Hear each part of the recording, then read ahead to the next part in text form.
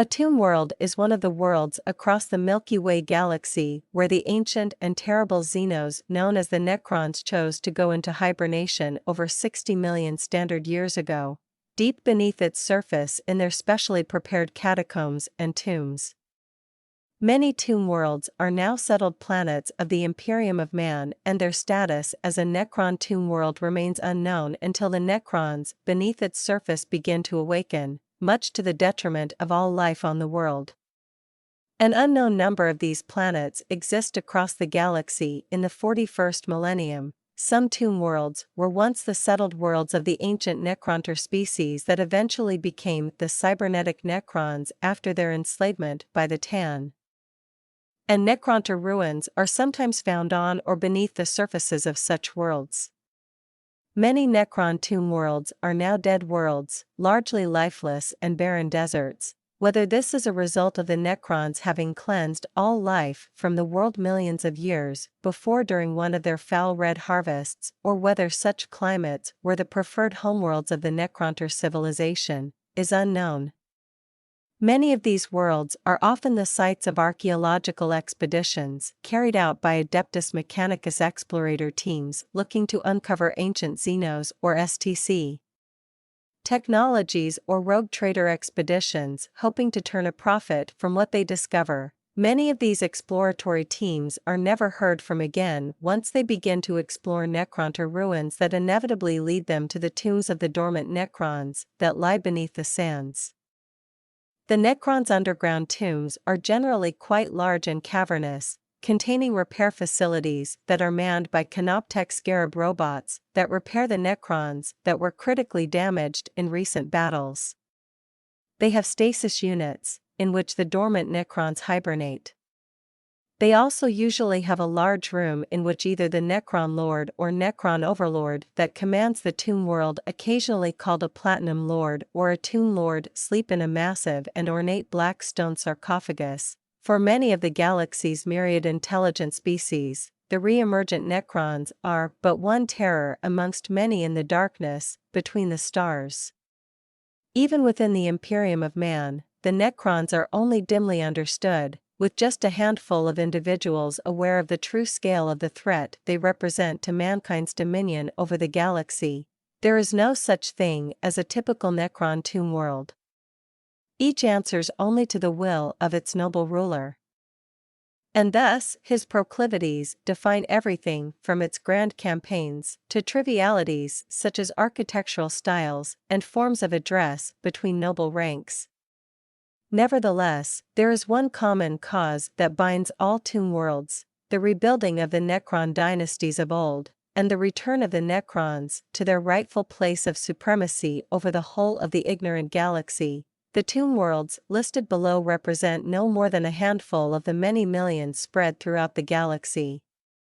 Each revived world has its own idiosyncrasies, and the number is ever growing. Who can say how many far-flung outposts of humanity have their foundations set upon a planet long ago claimed by an immeasurably older civilization? Its inhabitants blissfully unaware of the slumbering horror at their planet's core.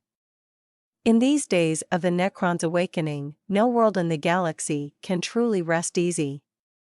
Just as Necron society is rigidly hierarchical, so too are its tomb worlds.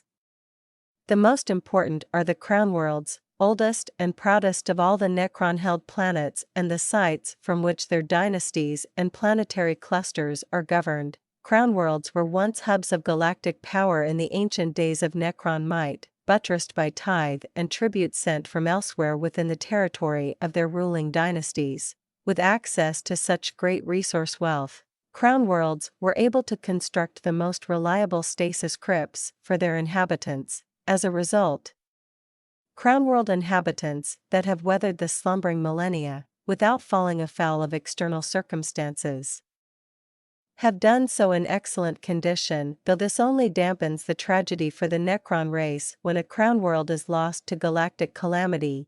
Next in importance for any Necron dynasty are the core worlds, planets which together form the heart of a dynasty's interstellar territory. The rulers of core worlds would inevitably be the close kin to the regent of their dynasty's crown world. ensuring a bond of dynastic loyalty endured between the often diverse planets, though neither so majestic nor so mighty as crown worlds. The core worlds were great powers to be reckoned with in their heyday and, barring disaster, are so again in the late 41st millennium. Finally, Necron fringe worlds are planets of tertiary importance to their ruling dynasty.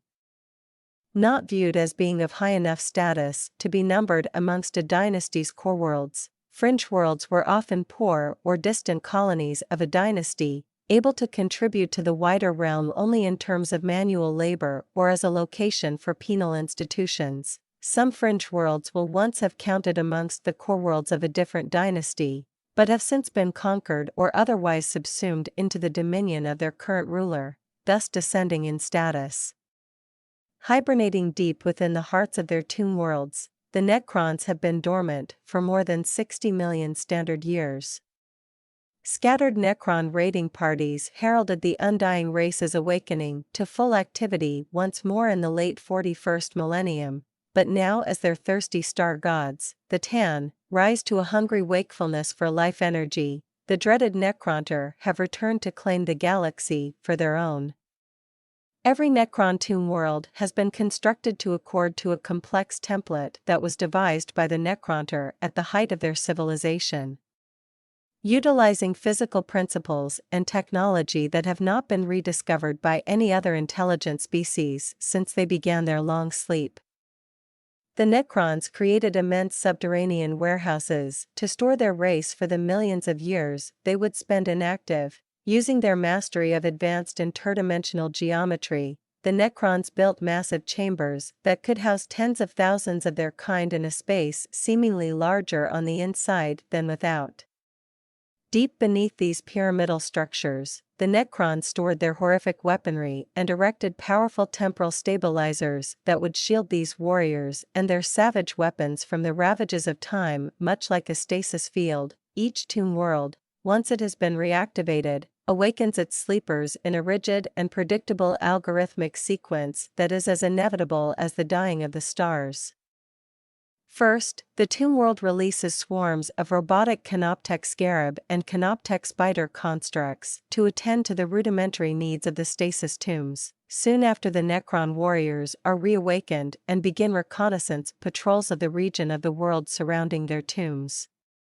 Using the information gained by these Necron warriors' scouting missions, the tomb world's automated systems assess the current circumstances that dominate its environment. According to ancient, predetermined algorithms, the stasis tombs then bring online other Necron machineries and weapons as the circumstances warrant. The Necron Lord or Lords present on the tomb world are encoded with this information and the data necessary to form artificial personalities so that when they awaken, they can embody the singular purpose of the tomb world and make independent decisions. A large population center of one of the galaxy's younger races, usually mankind, may have been settled unwittingly on what is actually a Necron tomb world. When this situation is encountered, the tomb world's encoded programming reacts extremely aggressively to defend its hibernating charges. These tomb worlds are the ones that have activated the most rapidly during the current awakening of the Necrons and are now hives of activity for the undying race. As their automated systems delve ever deeper into their existing archives of data and storehouses of units and weapons, the tomb worlds, whose areas of influence have been invaded by the younger races, are gearing up to begin what will eventually become a full-scale retaliatory action against the Imperium of Man and any other organized force that stands in the Necrons' way. This is a programmed behavior pattern that Imperial savants have dubbed the Harvest. When it comes to pass, it will be a genocidal level event on a par with the war in heaven against the Old Ones millions of years ago. Necron tomb worlds appear to have no permanent organization or command structure, nor is the interaction of the various forces altogether clear to the savants of the Imperium. The Necrons' form of warfare could best be described as a continuous process of causality, as each battle, campaign, and harvest produces preordained responses from the controlling program of the tomb world. This evolving structure is made possible by a system similar to that used in the most complex assemblies of the Adeptus Mechanicus, which is known as nodal command. Nodal command organization allocates a strict hierarchy to all of the elements within it. This system grants greater operational and decision-making capacity to certain nodes whilst slaving the rest of the system to these nodes' autonomous command decisions. Necron overlords and Necron lords form the nodes of the command structure, allowing each lord an allocated hierarchical value at any given time. Though the Adeptus Mechanicus can only guess at how this nodal command system truly operates, they have determined that there are at least 4 levels of hierarchy within the nodal command, which the tech priests have designated bronze, silver, gold, and platinum levels, in ascending order of command priority. The nodal command system is also a communication structure and forms the basis for how intelligence information is gathered and orders issued to the necessary Necron units.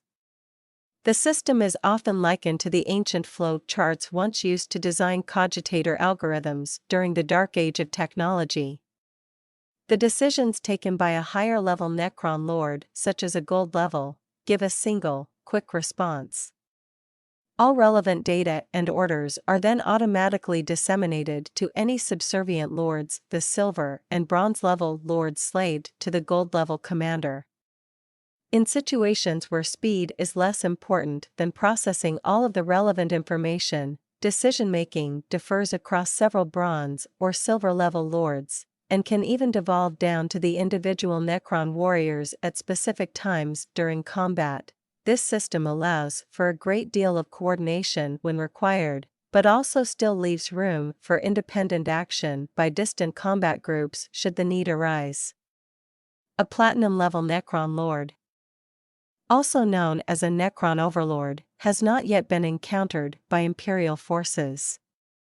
Savant speculation indicates that this level of Necron Lord would command massive Necron fleets intended to harvest entire swathes of the galaxy. Such a Necron force might prove unstoppable. After multiple encounters with the Necrons, it has become obvious to Imperial savants that as a conflict worsens, a tomb world will temporarily withdraw its existing forces from combat before releasing a new, more potent army led by an extended nodal command. Essentially, the more a foe escalates its response to Necron forces, the more devastating will become the Necron offensive. In most situations, only a few Necron warriors and specialist support units like destroyers or wraiths are deployed to defeat an emerging threat. But as resistance grows, so does the strength of the forces that will be released by the Tomb World's autonomic systems to the nodal command structure for use by the commanding Necron Lord or Lords. Combat escalation with the Necrons of a specific Tomb World will grow in this exponential fashion until the forces that are capable of being deployed by the Necrons represent a level of destructive power that can surpass that of any other enemy mankind has ever faced, including the Tyranids and the forces of chaos. Seemingly endless ranks of Necron warriors will be transported into combat by armadas of newly awakened monoliths, while immortals and destroyers by the hundreds will be released in relentless waves against enemy troops. Scores of horrific flayed ones and wraiths will terrorize civilian populations and destroy morale behind the front lines. It is believed by many Imperial savants that some Tomb Worlds still maintain a wide variety of units more powerful and destructive than the massed phalanxes of Necron warriors and monoliths that have been encountered by the defenders of the Imperium to date. All that is required for these unseen units to be committed to the fight is for the combat to escalate to a level that has not yet been attained. The mind reels from imagining what kinds of horrific machines the Necrons may yet unleash upon an unsuspecting galaxy when this unknown line is finally crossed in the not-too-distant future. The dead worlds that have been found close to many present Tomb Worlds scoured of all life are perhaps testaments to the true fate of those who oppose the undying Necrons.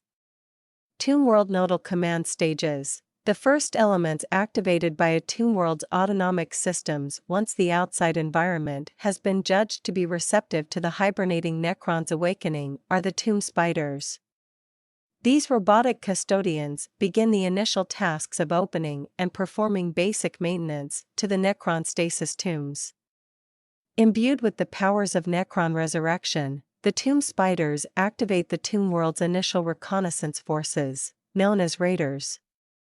Meanwhile, the second group of primary awakeners, the smaller robotic constructs called scarabs, secure the interior of the stasis tombs.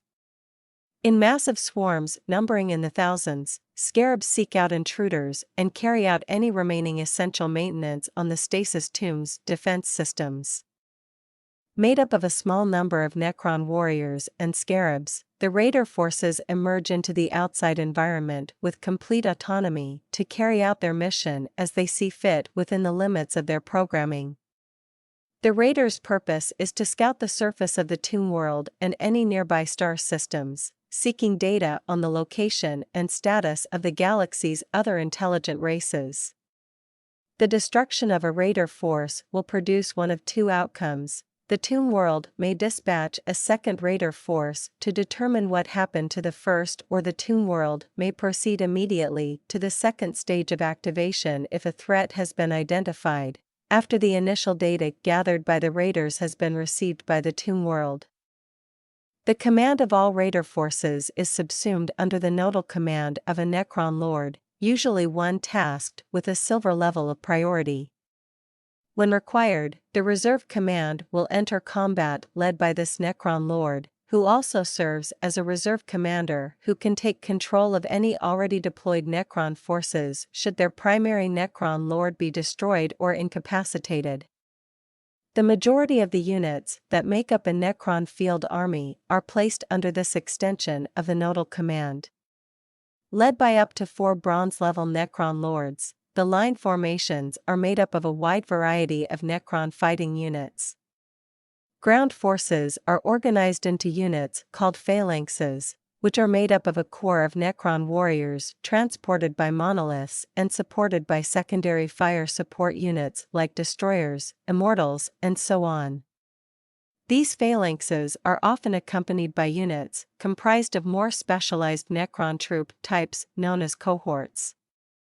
The Necron Lords of the line formations serve as a battlefield command circuit that is able to pass data between themselves, upload data to the Platinum-level Necron Overlord, or call upon the reserve command for reinforcements or a more in-depth analysis of tactical information. Each tomb world may have dozens of full-line formations, which are activated as needed by tomb spiders and inserted into or removed from the nodal command as the flow of combat dictates. 3 gold-level Necron Lords form the highest Necron command structure yet encountered by the forces of the Imperium on the battlefield. These Necron Lords are responsible for all strategic decision-making and can override the command and communications of bronze or silver-level Necron Lords. They are also capable of committing and commanding the most powerful Necron units known to exist to combat, including the pariahs, larger war machines like tombstalkers, aerial forces, and starships. No platinum-level Necron Lord, known as a Necron Overlord, has yet been encountered by the Imperium, and their existence has only so far been hypothesized from observing the actions of the gold-level Necron Lords. It is still speculation amongst the few Imperial savants who have been trusted with data about the Necrons whether the Platinum-level nodal command is still hidden on a tomb world or might perhaps even be the tomb world itself. The Adeptus Mechanicus tech priests, however, are quite confident that the Platinum-level Necron Overlord is not the Tan, who do not interact with the nodal command structure in any obvious way.